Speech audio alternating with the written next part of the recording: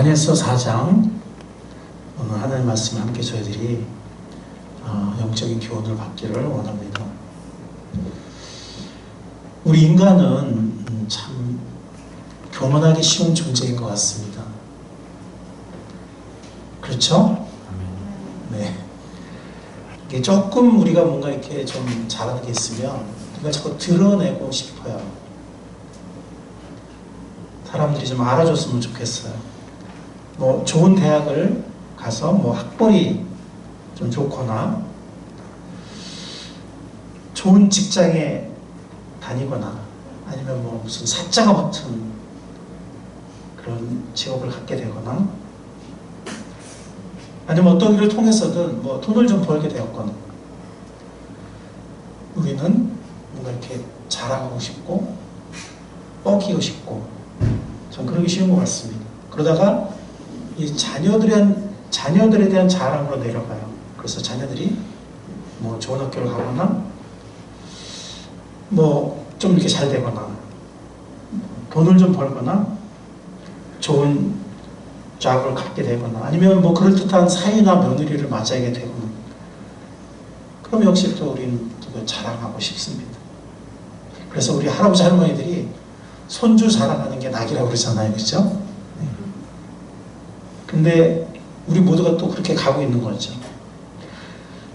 그런가 하면 좀 이렇게 좀 잘생긴 사람들 아니면 좀 이렇게 예쁘거나 그런 사람들 아니면 좀 키가 크거나 근육이 있거나 아니면 좀 날씬하거나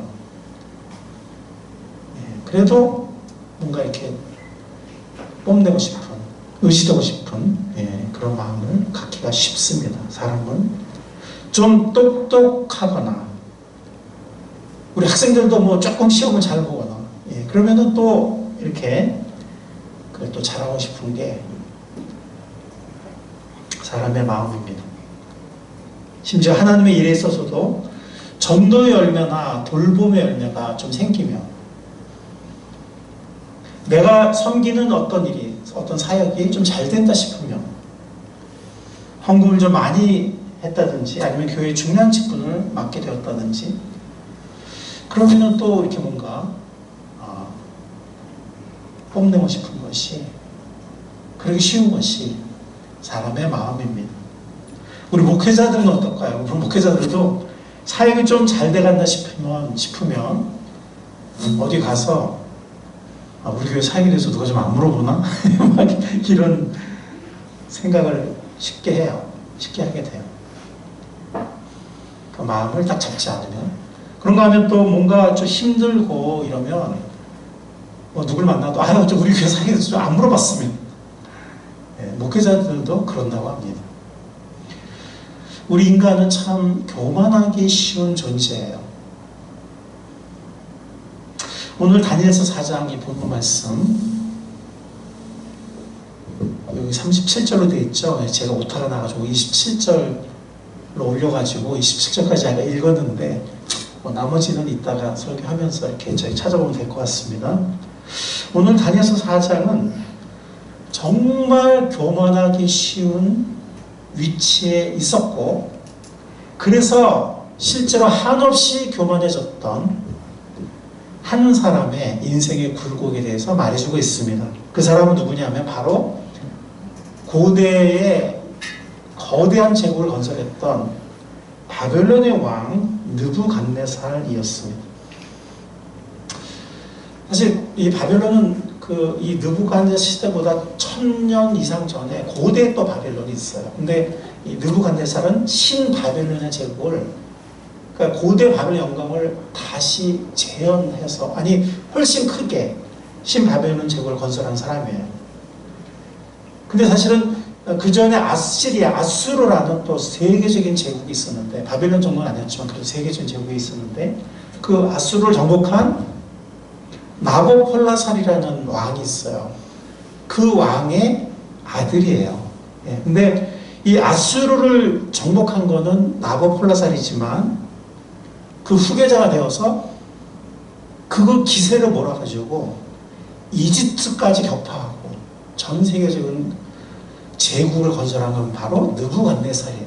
그러니까 느부갓네살 때 바벨론은 가장 번영한 그 나라의 힘이 최정상에 달했던 그런 시대가 바로 느부갓네살의 시대였습니다. 그러니까 이 황태자 시절에 왕이 되기 전에 왕이 되기 1년 전에 황태자 시절에 이미 장군으로서 전쟁에 나가서 갈그미스 전투라고, 이거는 세계사에 나와요. 갈그미스 전투. 바벨론과 이집트가 한판 대결을 벌인 거죠. 누가 전 세계의 패자가 될 것인가. 이 갈그미스 전투, 이 세계사에도 나오죠. 여기서 이집트를 격파한 장군이 바로 느부갓네살이에요. 황태자 시절에. 그리고 1년 후에 자기 아버지가 갑자기 돌아가면서 죽으면서 드디어 대제국 바벨론의 왕이 되어서 이제 이집트까지, 그리고 이 느부갓네살은 수리아, 그러니까 지금의 뭐 여기 이라크하고 지금의 그 시리아 그쪽, 요르단 그쪽하고 팔레스타인까지 다 정복했던 사람이 느부갓네살이고, 그리고 기원전 586년에 북왕건 아시리아한테 이미 멸망당했었지만 남왕국까지 예루살렘을 정복함으로써 남왕국 유다까지, 마지막 남은 남왕 유다까지 정복한 사람이 바로 이 느부갓네살이에요. 느부갓네살에 의해서 이제 유다는 완전히 멸망을 했던 것입니다. 멸망하고 포로로 잡혀갔던 것입니다. 그러니까 성경에서도 굉장히 중요한 사람이죠. 성경 역사에서도. 그는 바벨론의 가장 강력한 왕이었으며 그의 사후에 바벨론은 갑자기 몰락한 건 아니지만 서서히 퇴락의 길을 걸어요. 그리고 얼마 안 있어서 몇십 년 만에 멸망합니다. 한마디로 느부갓네살은 바벨론의 가장 황금기를 건설하고 세계적인 대제국을 건설한 위대한 정복자요, 위대한 왕이었습니다. 그는 하늘의 왕이신 야훼, 여호와 하나님을 빼고서는 이 지상에서는 그 당시에 가장 강력한 왕이었고 가장 권세 있는 왕이었습니다. 자, 이러니 여러분들 생각해보고 상상해보세요. 그가 교만하기가 얼마나 쉬웠겠어요. 그죠? 그쵸? 우리 뭐가 좀만 있어도 그냥 이렇게 좀 자랑하고 싶은데 느부갓네살이라는 이 위치에서 얼마나 교만하기 쉬웠겠어요. 하나님은 인간 역사도 주관하십니다. 그래서 성경에 보면은 하나님의 백성 이스라엘이 범죄하고 우상숭배를 계속했을 때 한두 번이 아니고 선지자들을 보냈음에도 계속 선지자들을 죽이고 계속해서 몇백 년간 우상숭배를 했을 때 결국에는 그들을 심판하고 포로로 잡아가시는데, 그건 신명기에 나와요. 계속해서 율법을 불순종할 때 뭐 전염병이 돌고 뭐 메뚜기가 찾아오고 뭐 기근이 찾아오다가 마지막에는 이방 나라가 와서 너희들을 이 약속의 땅에서 뽑아내버릴 거다. 약속의 땅에서 뽑아내서 낯선 타국으로 포로로 잡아갈 거다. 이게 이 신명기에서 나와요. 율법에 나와요. 근데도 계속 하나님이 그들을 돌이키려고 하셨지만 몇백 년 동안, 400년 동안, 거의 한 400년 동안 그들이 하나님을 계속해서 불순종 우상숭배했을 때 결국에는 이방 나라를 통해서 그 신명기에 나오는 율법의 저주를 심판 행하시는데, 그렇지만 근데 이제 사람들은 뭐 아시리아, 북왕국을 멸망시킨 아시리아나 남왕국을 멸망시킨 바벨론이 세니까 적겠지 하지만 하나님은 벌써 그거를 심판의 도구로 쓰시겠다고 하신 거예요. 예언자를 통해서 심판의 도구로 그들을 부르겠다 하신 거예요. 근데 우리가 자식을 때릴 때 몽둥이를 때리잖아요. 그죠? 뭐 요즘 거의 안 때리지만 때릴 때 이 몽둥이가 바로 바벨론이고 그 이전에 북왕국을 멸망시킨 아수르였던 거예요. 근데 성경은 어떤 말씀이 나오냐면 이 몽둥이가 교만했기 때문에 몽둥이를 내가 부러뜨리겠다 이렇게 말씀하세요. 그래서 아시리아도 갑자기 멸망을 하고 바벨론도 갑자기 멸망을 해서 이스라엘은 다시 부활했지만 바벨론은 다시는 역사에서 부활하지 못해요. 지금까지. 하나님께서 역사를 주관하십니다. 아멘. 아까 제가 뭐 우주상수마 이런 얘기를 했는데 우리가 정말 이 근시안적인 시야가 아니라 정말 이렇게 역사에 대한 통찰력과 우주에 대한 통찰력과를 길게 보면 하나님이 이 땅을 다스리는 최종적인 선미적인 왕이신 것입니다. 사실 노아 언약에 의해서 지금 이 땅에 많은 죄가 있고 악이 있고 뭐 하지만 하나님이 묵묵히 참고 계세요. 사실은 노아 때처럼 하나님이 주기적으로 심판해야 되거든요, 인류를. 그런데 노아 홍수 단 한 번에 일벌백계라고 그러죠. 단 한 번에 어떤 상징적인 어떤 그런 모델과도 같은 그런 하나님의 엄청난 심판 이후에 하나님은 최후의 그 물심판이었는데 최후의 물심판 때까지는 다시는 내가 이제 심판하지 않고 참겠다 그랬어요. 그래서 전도서에 보면은 심판이 곧 당장 임하지 않기 때문에 인생들이 악을 행하게 마음이 담대하도다 그랬어요. 근데 하나님은 최후 심판 때까지 참고 계세요. 왜냐하면은 한 사람이라도 더 회개하고 구원받기를 원하시기 때문에 베드로후서에 나온 것처럼. 그러나 하나님이 기다리고 계신다고 해서 뭐 하나님 안 계시네 이런 나쁜 짓을 하는데도 하나님 벌 안 주시네 하나님이 어디 계셔 할지 모르지만 하나님은 사실은 오래 참고 계신 거예요. 심판이 그때그때 심판하는 인간이 나만할 재간이 없으니까 멸망할 수밖에 없으니까 하나님 오래 참고 계신 거죠. 어쨌든 느부갓네살은 너무 교만하기 쉬운 위치에 있었어요.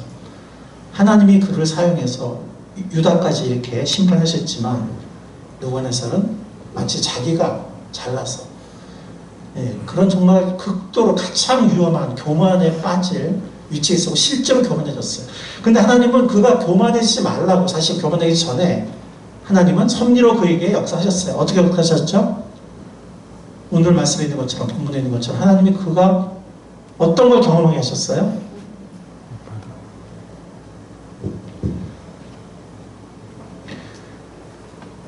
뭘 꾸게 하셨죠? 꿈을 꾸게 하셨죠, 그죠? 오늘 본문은 너무 짧게 읽은 것 같은데 오늘 본문 너무 길어서 제가 좀 짧게 했는데 꿈을 꾸게 하셨어요. 두 번째로 첫 번째 꿈이 신상에 대한 꿈이 있었죠, 그죠? 두 번째로 꿈을 꾸게 하셨어요. 이번에는 나무에 대한 꿈이에요. 거대한 나무가 있는데 그 나무가 정말 거대하게 무성하게 자라서 많은 열매를 맺고 심지어 온갖 새들이 거기 와서 깃들일 정도로 그 다음에 모든 것이 그 나무 밑에서 쉴 정도로 이건 뭐예요? 대제국 바벨론이에요. 이 나무는 누구죠? 느부갓네살이에요. 느부갓네살. 그런데 이 나무가 어느 날 갑자기 꺾임을 당하고 아예 그냥 통째로 다 산산조각내서 무너져 내린다는 거예요. 그런 꿈을 꿨어요. 근데 이 고대 바빌론에서는 꿈을 굉장히 중시했거든요. 꿈하고 이 별의 움직임 이걸 굉장히 중시했거든요. 그래서 또 근심에 빠졌어요. 첫 번째처럼 신상에 대한 꿈을 꿨을 때처럼. 근데 신상에 대한 꿈에서는 꿈 내용 자체를 얘기 안 해주죠. 해몽하는 사람들한테, 그죠? 꿈도 맞춰 해몽도 하라고. 사람들이 막 다 그냥 난리 났죠. 안 그러면 다 죽으니까. 근데 다 다니엘이 나타나서 그 해몽, 꿈의 내용까지 말해주고 해몽을 함으로써 모든 지혜자들을 살려주죠. 그 다음에 왕한테 길을 제시하고. 근데 이번에는 왕이 너무 불안했던 것 같아요. 꿈 내용을 얘기를 해요. 해몽하는 사람들한테. 그 당시에 궁정의 지혜자들과 현인들한테, 학자들한테 꿈 내용을 얘기를 해. 근데도 아무도 해몽을 못하는. 그때 혹시 또 누가 나타날까요? 네, 다니엘이 나타나요. 근데 이 다니엘을 어떻게 묘사하냐면 신들의 영이 있는 자 이렇게 말을 해요. 근데 신들이라고 하는데 사실 성경 보면 이 하나님이 복수형이구나. 엘로힘. 엘이 하나님이라는 그 고대 중근동에 히브리어만이 아니라 고대 중근동의 많은 언어에서 엘 그러면 이게 하나님이에요. 근데 엘로힘이란 말은 사실 이게 복수형이거든요. 신들의 영, 하나님과 동행하는 사람이다라고 인정을 해요.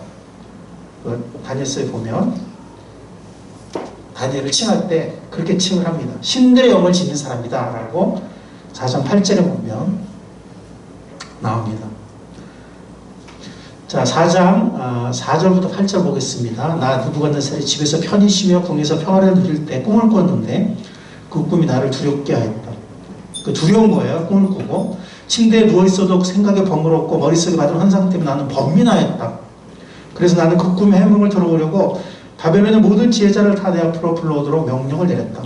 마술사들과 주술사들과 점성가들과 점쟁이들이 나에게 왔을 때 내가 그들에게 꿈 이야기를 하였다. 이번에 얘기를 해준 거예요. 내용을 말해준 거예요. 너무 두려우니까, 너무 범인에 빠져서 그들은 나에게 그 꿈을 해몽해주지 못하였다. 그들은 나에게 마침내 다니엘이 내 앞에 나타났는데 그는 내 신의 이름을 따라서 이름을 벨드사살이라고 고친 사람이다. 다니엘은 히브리식 이름이고 벨드사살은 바벨론식 이름인 거죠. 그 보세요. 그는 거룩한 신들의 영을 가진 사람이어서 내가 꾼 꿈을 그에게 말해주었다.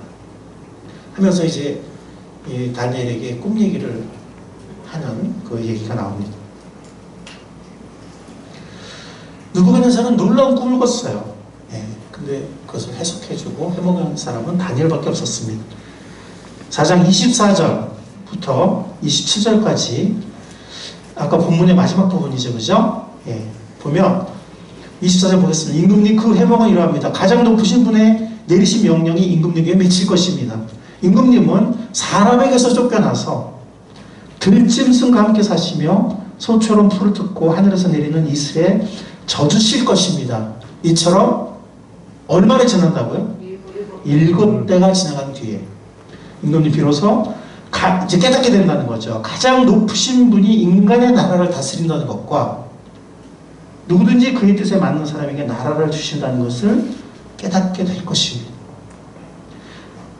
근데 그루터기는 남겨둔다 했거든요. 이 나무가 다 무너지지만 그루터기 남겨둔다 했는데 그럼 그 말은 뭐냐면 다시 느부갓네살의 왕권이 회복되는 걸 말합니다. 자, 다니엘이 꿈을 해석해 주었고 경고해요. 그래서 27절 보면 그러니 임금님은 저의 조언을 받아주시기 바랍니다. 공의로 행하셔서 교만하지 말고 공의로 행하셔서 임금님대로 속하시고 가난한 백성에게 자비를 베푸셔서 가난한 사람 무시하지 말고 자비를 베푸셔서 죄를 속하시기 바랍니다. 그렇게 하시면 임금님의 영화가 오래 지속될 수 있을 것입니다. 이렇게 겸손하나 가난한 사람들과 마음을 공감하고 그들에게 자비를 베풀 수 있는 그런 마음, 가난한 낮은 마음을 가져라. 이렇게 조언을 했음에도 불구하고 느부갓네살이 다니엘을 통해서 주어진 하나님 말씀대로 했을까요? 안 했을까요? 여러분 생각해 보시기 바랍니다. 우리가 만약에 그런 놀라운 꿈을 꾸고 아무도 해석을 못했는데 정말 그전에도 유일하게 해석을 했던 게 다니엘이잖아요. 그 신상의 꿈을 꿨을 때도 그 사람이 다시 나타나. 그때도 인정하거든요. 하나님의 그 능력을 인정했거든요. 이번에는 그때보다 더 인정을 하게 되는데 어쨌든 그 사람이 나타나서 이걸 기가 막히게 해석을 해줬어. 그럼 우리 같으면 그거 따라할 것 같아요? 안 따라할 것 같아요? 따를 것 같죠. 한동안은. 잠깐은 따를 것 같죠. 아마 느부갓네살도 잠깐은 그런 마음을 가졌을 거예요. 좀 겸비한 마음, 자중하는 마음, 절제하는 마음을 가졌을 거예요. 잠깐은. 근데 시간이 얼마나 흘렀는지는 성경이 말해주고 있지 않아요. 근데 28절을 보면 이 모든 일이 다 느부갓네살 왕에게 그대로 일어났다. 12달이 지난 뒤에, 그러니까 1년밖에 안 됐어요. 여기 나오죠. 대략 1년 정도. 그러니까 그 꿈을 꾸고 놀라운 해석을 받은 지 1년도 채 안 돼서 대략 한 1년쯤 됐을 때 어느 날 왕이 바빌론 왕궁 옥상에서 거닐려면서 이 다윗도 옥상에서 죄를 졌는데 이 느부갓네살도 이 왕궁 옥상에서 죄를 져요. 그게 뭐예요? 혼자 중얼거렸어요. 자기도 모르게 혼자 중얼거린 거예요. 왜냐면 옥상에서 보니까 자기가 건설한 모든 엄청난 건물들과 이 느부갓네살은 또 건축을 잘하는 사람이에요. 그래서 이 신바빌론 제국을 재건했고 많은 신전을 졌어요. 자기들이 신이죠. 신전을 진 사람. 그러니까 그게 다 왕궁옥상에 보이잖아요. 그죠? 그래서 뭐라고 그래요? 내가 세운 나를 강조해. 내가 세운 이 도성, 이 거대한 바빌론을 보아라. 나의 권세와 나의 능력과 나의 영화 위엄이 그대로 나타나 있지 않느냐. 아주 교만한 말을 해요.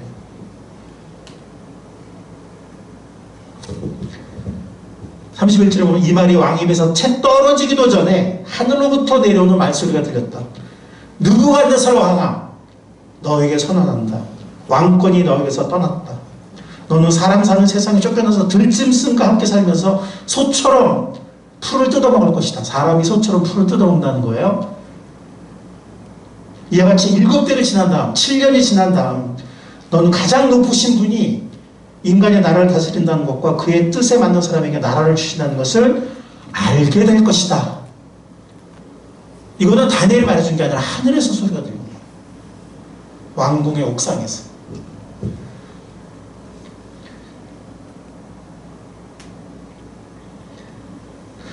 자, 느부갓네살은 도대체 무슨 일이 벌어진 걸까요? 왜 짐승들 같이 살게 되고 소처럼 풀을 뜯고 이슬해졌고 이렇게 된 걸까요? 이거는 다니엘서 4장 16절 같은 4장의 앞부분의 16절에 보면 뭐라고 하냐면은 그의 마음은 변하여서 사람의 마음과 같지 않고 짐승의 마음을 가지고서 7대를 지날 것이다. 이게 무슨 병이냐면 이게 무슨 또 33절에 보면 이런 말이 나와요. 바로 그 순간 이 말이 느부갓네살 왕이 이루어져서 그 말이 들려온 다음에 하늘에서 말이 들려온 다음에 바로 그 순간 이 말이 느부갓네살 왕에게 바로 이루어진다는 거예요. 바로 병이 생긴 거예요. 그가 사람 사는 세상에 쫓겨나서 소처럼 풀을 뜯어 먹었으며 몸은 하늘에서 내리는 이슬에 젖었고 머리카락은 독수리의 깃털처럼 자랐으며 손톱은 새의 발톱 같이 자랐다. 그 손발톱이 막 새의 발톱처럼 독수리 발톱처럼 길고 험해진 거예요. 자, 이거는 짐승의 마음을 가졌다 그랬잖아요. 16절에 보면은, 그죠? 이게 바로 무슨 병이냐면, 일종의 정신병인데, 낭광증이라고 그래요. 이, 광을 미쳤다는 거예요. 낭이 뭔지 아세요? 이거는 늑대라는 거예요. 자기가 늑대라고 생각을 하는 거예요. 사람인데, 자기가 늑대라고 생각하고 행동을 해요. 혹은 수광증이라는 수는 이제 짐승 숫자예요. 근데 이 낭광증은 늑대만이 아니라, 뭐 자기를 호랑이라 생각하든지 자기를 소라고 생각하든지 지금 느부갓네살은 자기를 소라고 생각을 해요. 그래서 풀어먹는 거예요. 근데 놀라운 거는요, 이 병에 걸린 사람은 자기가 동물이라고 생각하면서 동물처럼 행동을 하는데 영국의 조지 3세와 옛날에 바바리아 왕국이 있었을 때 오토 왕이라는 사람이 바로 이렇게 살았어요. 이런 병에 걸려가지고. 역사적으로도 그런 신뢰가 있고요. 놀라운 거는 제가 조사를 해봤는데 영어죠, 그죠? 헌터와 맥컬판이라는 사람이 쓴 300 Years of Psychiatry, 정신병의 300년 역사라는 책에 보면 1935년에서 1960년까지 이게 옥스퍼드 유니버시티 프레스에서 1963년도에 나온 책인데 여기 보면 심지어 우리가 좀 전에 여기 보면 여러 가지 정신병이 나오는데 그 중에 하나로 좀 전에 봤던 우리가 수광증 있죠. 난광증. 그게 이 300년 동안에 계속 있었을 뿐만 아니라 심지어 20세기, 이 책을 쓴 1900년대가 20세기죠. 그죠? 20세기에도 이런 병이 있다는 것을 그 책에서 말하고 있어요. 여러분들 그런 사람 못 보셨죠? 그죠? 근데 있다는 거예요. 지금도. 요건 책이지만 이건 학술지예요. Journal of Royal Society of Medicine 혹은 British Journal of Psychiatry. 그러니까 심리학에 관한 그 영국의 저널 혹은 American Journal of Psychiatry 이런 권위 있는 논문, 학술지에도 이런 내용을 보고한 논문들이 실렸어요. 제가 지금 그 연도와 뭐 저자는 너무 길어서 인용 안 했어요. 제가 있는데 어쨌든 이런 논문들에 어떤 저자들이 몇 년도에 뭐 몇 페이지 몇 페이지가 다 실었어요. 근데 제 자료에는 있는데 그거 다 하면 너무 길어져서 제가 이렇게 학술지 제목만 여기서 인용을 하는데 실제로 그런 병이 현재도 있다는 거예요. 현재도. R.K. 해릭슨이라는 학자가 있어요. 구약학자인데요. 이분이 구약의 개론서를 쓰신 분이에요. 유명한. 저도 이제 신학교 미국 가서 유학 처음 시작했을 때 이분 책으로 1학년 때 공부를 했어요. 구약 개론을. 근데 이분의 자신의 체험을 얘기해요. 영국의 한 정신병원에서 자신을 소라고 생각하면서 행동한 사람을 직접 봤다는 거예요. 근데 그 사람은 그래서 혀를 항상 이렇게 자꾸 늘어뜨리고 소가 풀을 먹을 때처럼, 그리고 손톱이 정말 새나 독수리나 아니면 어떤 뭐 다른 짐승처럼 굉장히 막 길고 험하게 하고 병원에서 사는 그런 사람을 자기가 직접 봤다는 거예요. 자, 지금 느부갓네살은 자신을 하나님의 위치에 뒀어요. 내가 이 모든 세상의 왕이야. 내가 이 모든 세상의 왕이야. 내가 이 모든 걸 다 이뤘어. 자신이 하나님이 되고자 했는데 사실은 어떻게 됐죠? 짐승 같은 사람이 되고 말았어요. 인간이 하나님이 되고자 하면 짐승 같은 사람이 돼요. 그건 뭐 그 사람이 돈을 가지고 있고 아는 관계없어요. 그 재벌들 봐요. 얼마나 그만해요, 그죠? 재벌들은 인간 평민, 우리를 평민이라고 그러죠, 그죠? 사람 취급도 안 해요. 근데 그 사람들 보세요. 그냥 막 성적으로도 막 그러지, 그죠? 몰래 이상한 짓 하고 사생활 낳고 싸우는 거 보세요. 사람입니까? 완전히 형제고 뭐고 그냥 짐승 같은 마음이죠, 그죠? 남들 깔보는 재미에 살아요. 그래서 사실은 그 모든 것들이 죽을 때는 알렉산더 말한 것처럼 아무 허무한 건데 헛된 꿈을 쫓아서 짐승처럼 사는 거죠. 전도서에 보면은 사람이 미친 마음을 품고 평생을 미친 듯이 산다고 그랬어요. 미쳐서 산다는 거죠. 인간이 하나님이 되고자 하면 짐승처럼 낮아져요. 부끄러운 것도 몰라. 우리 정치인들 보세요. 부끄러운 거, 양심이 성경 화해 맞았단 말이 나와요. 그죠? 불에 이렇게 대지면은 여기 감각이 없어지잖아요. 불에 화상 입으면. 그죠? 완전 정치인들 보면 양심이 없어요. 짐승이죠. 그 양심을 같이 못 받고 본능, 자기 이익만 따라 행동하면 그건 짐승이에요. 인간이 하나님이 되고자 하면 짐승처럼 낮아져요. 보세요. 이거 시편 말씀인데, 사람이 무엇이건데 주께서 이렇게까지 생각해 주시며 사람의 아들이 무엇이기에 주님께서 이렇게까지 돌봐 주십니까? 주님께서 그를 하나님보다 조금 못하게 하시고, 우리를 하나님의 형상으로 지으셨잖아요. 그죠? 그러나 우리가 창조주는 아니기 때문에 하나님이 지으신 모든 만물을 우리한테 다스리라고 맡기셨어요. 내가 창조했지만 네가 다스려. 내 대신에. 근데 우리가 창조주 아니기 때문에 하나님의 자리까지 우리가 찾으려고 하면 안 돼요. 여기 보면 하나님보다 조금 못하게 하셨다 그랬어요. 우리에게 하나님의 형상을 주시고 이 만물을 다스리게 하셨다 그랬어요. 그에게 존귀와 영광과 왕관이 씌워졌습니다. 주님께 손수지신 만물을 다스리게 하시고 모든 것을 그의 발 아래 두셨습니다. 크고 작은 온갖 집짐승과 들짐승까지도 하늘나는 새들과 바다에 놀고 있는 물고기와 물길 따라 움직이는 모든 것을 사람이 다스리게 하셨습니다. 근데 인간이 하나님의 자리에 올라가고자 할 때 어떻게 되죠? 인간이 다스려야 할 짐승, 여기 보면 짐승을 다스려야 되잖아요. 그죠? 짐승처럼 추락하는 거예요.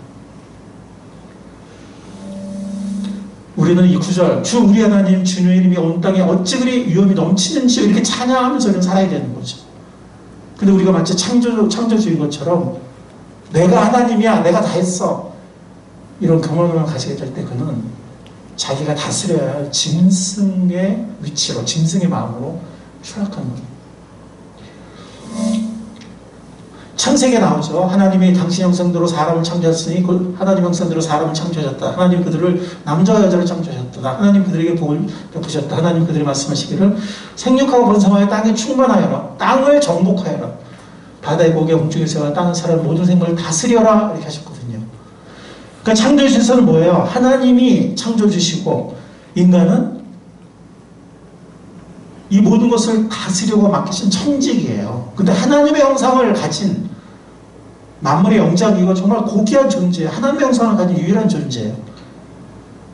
그리고 모든 짐승과 모든 물질 세계를 다스리려고 하셨어요. 근데 많은 사람들은 이 물질을 하나님의 자리에 놓고 하나님을 지니처럼 자기가 필요할 때만 불러서 내 필요한 거 달라고 이렇게 부려먹는 지니처럼 마술사 같은 존재로 하나님을, 아니면 하나님을 아예 그냥 무시하거나, 아니면은 하나님이 내가 필요할 때 그냥 달라고 그러면 주는, 내 욕심을 채워주는 그런 분으로 하나님을 내 발밑에 두고 물질과 쾌락을 하나님 자리에 두는, 혹은 하나님의 위치에 내가 올라가려고 하는 그런 교만. 그럴 때 인간은, 이 창조 질서를 깨트릴 때 인간은 짐승의 위치로 추락한다는 거죠. 역대상 29장에 보면 이것은 다윗과 솔로몬이 한 얘기예요. 다윗과 솔로몬. 주님, 위대함과 능력과 영광과 승리와 존귀가 모두 주님의 것입니다. 하늘과 땅에는 모든 것이 다 주님의 것입니다. 그리고 이 나라도 주님의 것입니다. 왕이 고백한 거예요. 다윗과 솔로몬이. 주님께서는 만물의 머리 되신 분으로 높임을 받아주십시오. 부와 기가 주님께로부터 나오고 주님께서 만물을 다스리시며 주님의 손에 권세 능력이 있으시니, 사람이 위대하고 강하게 된 것도 누구한테 달렸다고요? 주님의 손에 달렸습니다. 그 어떤 권력자도 건물 10년이라고 결국은 다 비참하게 추락을 해요. 하나님의 섭리 가운데 역사의 전면에 바로 나서진 않지만 그 노아 언약에 따라서 마지막 최후 심판 때까지는 하나님이 이 세상이 그대로 굴러가게끔 하나님이 뒤에 계신 것 같지만 섭리 가운데 하나님께서 역사의 주관자가 되십니다. 주권자가 되십니다. 그리고 모든 사람을 강하게 하고 위대하게 하고 세우는 것도 주님의 손에 달렸다는 거예요. 자, 우리는 중요한 영적인 원리를 잊지 말아야 합니다. 그건 뭐예요? 우리 다 같이 읽어보겠습니다. 시작. 교만은 하나님의 자리를 차지하는 것이고 교만한 사람은 반드시 패망한다. 한 번 더 하겠습니다. 교만은 하나님의 자리를 차지하는 것이고 교만한 사람은 반드시 패망한다.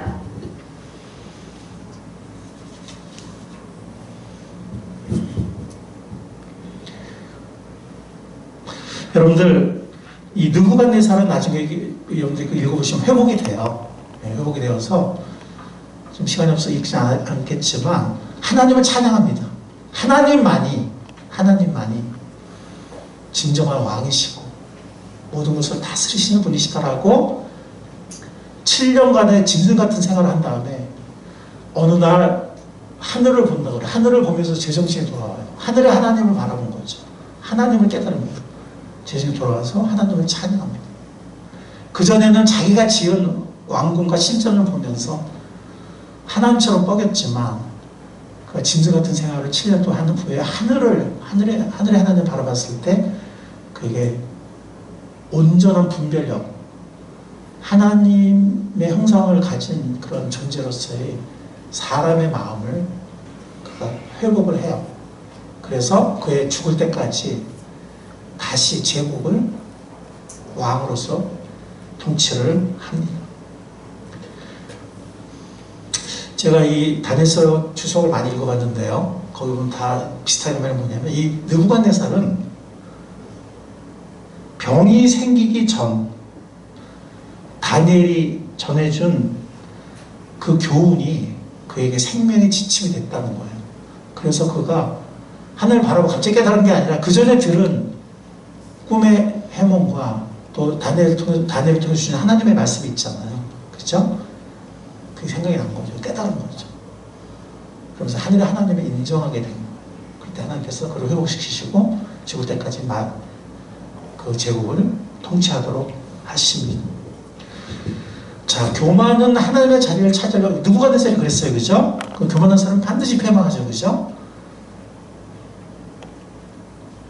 잠언 18절에 교만은 패망의 선봉이요 거만한 마음은 넘어짐의 앞잡이다 라고 말씀했습니다. 사람이 교만하면 반드시 낮아지게 된다는 거예요. 내 마음 겸손하면 영예로울 것이다 그랬습니다.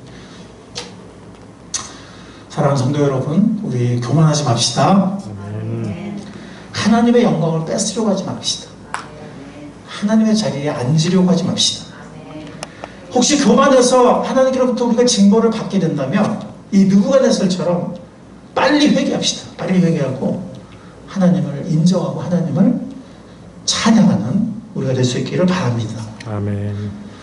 네, 여러분들 중에는 뭐 이런 말씀, 이런 생각하시는 분 좀 있을지 모르겠어요. 아이고, 제가 뭐 교만할 게 있어요. 저는 느부갓네살도 아니고 왕도 아니고 부자도 아니고 저는 힘들어요. 이럴지 모르겠어요. 그죠? 근데 여러분들 또 다른 교만이 뭔지 아세요? 말씀을 듣고서도 받아들이지 않는 거예요.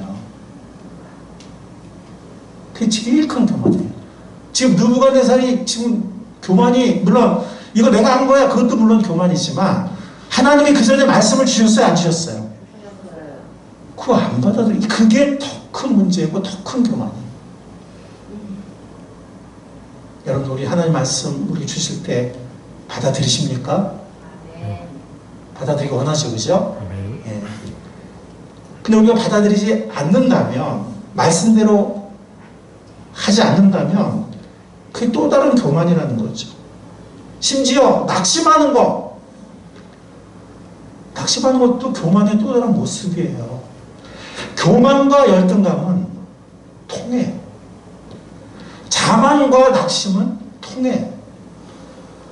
그래서 사람을 보면 있잖아요. 조금 이렇게 자만했다가 좀 있으면 또 이렇게 낙심했다가 또 뭐 조금 잘된 것 같으면 또 이렇게 자만했다가 또 이렇게 낙심했다 이래요. 다 통해. 그게 다 뭐냐면 무대의 중심에 내가 있는 거예요. 운전대를 내가 잡고 있는 거예요. 그러니까 교만하기도 쉽고 또 뭐 힘들어지고 또 낙심하기도 쉽고.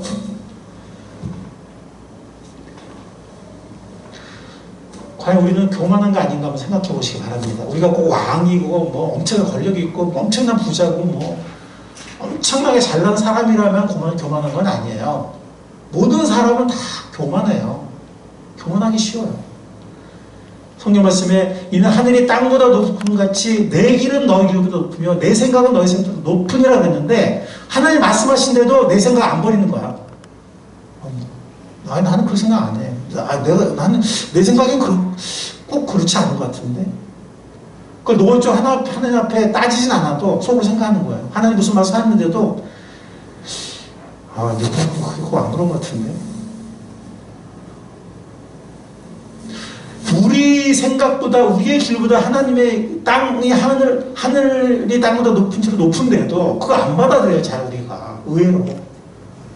너나 할 거 없이 다 그래요. 하나님 뭐라 말씀 주셔도 잘 안 받아들여요. 그러다 보면 좀 뭐 하다 보면 내 생각대로 내가 한 거니까 교만해지거나 아니면 또 어떤 때 보면 또 낙심하거나. 교만과 낙심은 동전의 앞뒷면이거든요. 서로 통하는 거거든요. 하나님 우리가 원하시는 건 뭐냐면 순종이에요. 말씀을 따르는 거예요. 아멘? 예, 이걸 가장 기뻐하세요. 이게 살아있는 예배고 하나님이 가장 기뻐하시는 거예요.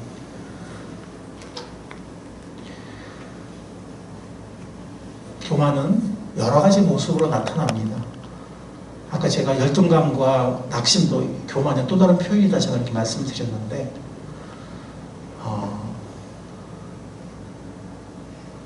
교만에 빠지지 않으려 되기를 바랍니다. 왜냐하면 사탄이 우리를 아주 은근하게 묘하게 유혹을 해서 교묘한 형태의 교만에 빠지게 하기 때문에 그럼 우리는 낮아지게 되거든요. 유혹을 당하게 됩니다.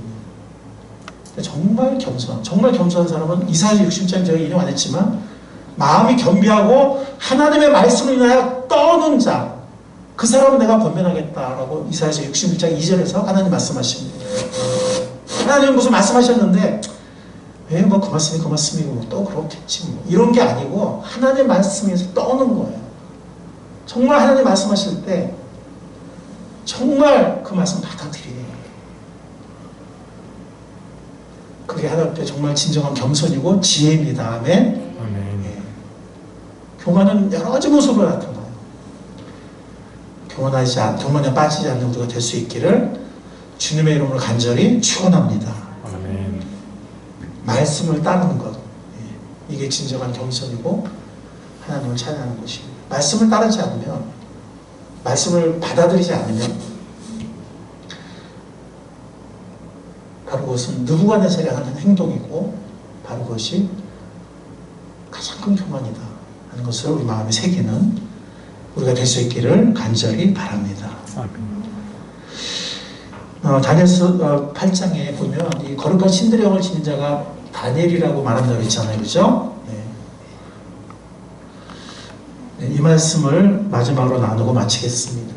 우리는 아까 교만에 빠지지 말자. 어떤 형태로도 어떤 형태의 교만에도 빠지지 말자라고 우리 마음에 새기자라고 제가 말씀드렸었는데, 더 나아가서 다니엘처럼 주님과 교제하는, 주님과 친밀하게 교통하는 삶을 살면 교만에 빠지지 않아요. 이게 최고의 길이에요. 그러면 낙심에도 빠지지 않고 교만에도 빠지지 않아요. 왜? 주님 중심의 삶을 살게 되고 하나님 말씀 붙잡고 살게 되기 때문에, 내가 교만이라는 게 내가 교만하지 말아야지 이런다고 교만 안 빠지는 게 아니에요. 나 겸손해야지, 어디 가서 인사 잘하고 공손하게 말하고 어디 가서 겸손해야지 한다고 겸손해지는 게 아니에요. 주님과 동행하는 사람이 교만에 빠지지 않고 진짜 겸손하고 지혜로운 사람이 되는 것을 믿습니다. 다니엘이 그런 사람이었어요. 그럴 때 우리는 단지 내가 교만에 빠지지 않고 겸손한 삶을 사는, 단지 그게 아니라 다른 사람을 깨우쳐주고 다른 사람을 올바로 세워줄 수 있어요. 아멘. 거기까지 쓰임받는 우리가 될 수 있기를, 우리 모두가 될 수 있기를 사랑하는 형제 자매 여러분, 주님의 이름으로 간절히 축원합니다. 아멘. 하나님 감사합니다. 오늘 말씀을 통해서 저희들을 교훈해 주셔서 감사합니다. 아멘. 비록 고대에 이 느부갓네살 왕이지만 어쩌면 우리 마음속에 느부갓네살 왕과 같은 그런 마음이 있습니다. 하나님, 운전대를 내려놓게 하시고 주님, 당신의 말씀을 떨리는 마음으로 받아들일 수 있게 도와주십시오. 당신은 우리 마음의 왕으로 모실 뿐만이 아니라 당신의 말씀과 약속을 붙잡고 살아가는 우리가 되게 하옵소서. 아멘. 더 나아가 다니엘처럼 주님과 동행함으로 교만하지도 않고 낙심하지도 않는, 오히려 다른 사람을 붙잡아주고 세울 수 있는, 올바로 세울 수 있는 그런 삶으로 쓰임받는 복된 우리 모두의 삶이 될 수 있도록 축복하여 주시옵소서. 감사하신 예수님의 이름으로 기도했습니다. 아멘.